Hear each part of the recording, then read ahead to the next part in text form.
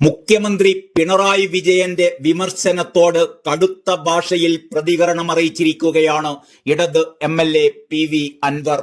മുഖ്യമന്ത്രിയെ പൂർണ്ണമായും ആരോ തെറ്റിദ്ധരിപ്പിച്ചു എന്നും മുഖ്യമന്ത്രി നിലപാട് പുനഃപരിശോധിക്കണമെന്നുമാണ് അദ്ദേഹം പറയുന്നത്. പൊളിറ്റിക്കൽ സെക്രട്ടറി P ശശിയുടെ പ്രവർത്തനം മാതൃകാപരമല്ല. സ്വർണം പൊട്ടിക്കലിൽ വരെ ശശിക്ക് പങ്കുണ്ടോ എന്ന് സംശയമുണ്ട്. മനോവീര്യം തകർന്നത് പോലീസിലെ കള്ളന്മാരുടേതാണ്. തന്റെ വീട്ടിലെ കാര്യത്തിനല്ല മുഖ്യമന്ത്രിയെ കണ്ടത്.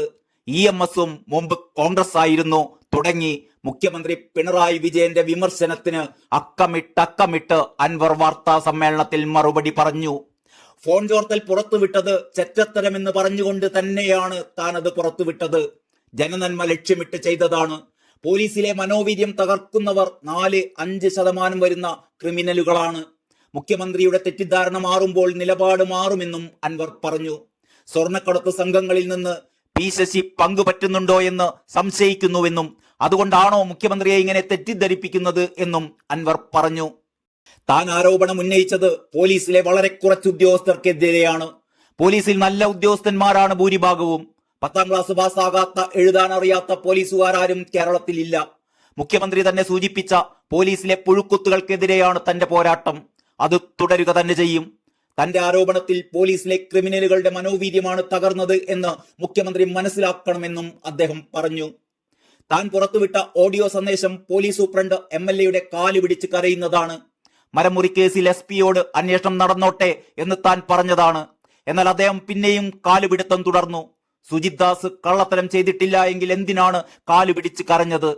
എന്താണ് ഇതിൽ നിന്ന് മനസ്സിലാക്കേണ്ടത്? ആ ഫോൺ റെക്കോർഡ് ചെയ്തത് സമൂഹത്തെ ഇത് സീരിയസ് ആയി ബോധ്യപ്പെടുത്താനാണ് എന്നും അൻവർ പറഞ്ഞു. മുഖ്യമന്ത്രിയെ പൊട്ടക്കിണറ്റിൽ ചാടിക്കാൻ നിൽക്കുന്ന ഒരു വിഭാഗമാണ് അദ്ദേഹത്തിന്റെ കൂടെയുള്ളത്. അത് P ശശിയും MR അജിത് കുമാറും മാത്രമല്ല. താൻ പറയുന്ന കാര്യങ്ങളെല്ലാം പാർട്ടിയിലെ ഒരു വിഭാഗത്തിന് മനസ്സിലായിട്ടുണ്ട്.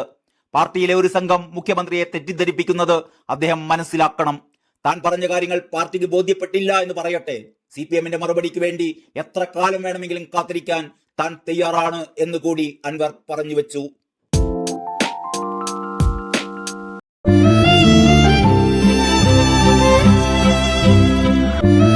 ഇനി മനസ്സ് നിറയെ ഇഷ്ടം നിറഞ്ഞോണം. ഫാമിലി വെഡിംഗ് സെന്ററിന്റെ ഓണാശംസകൾ.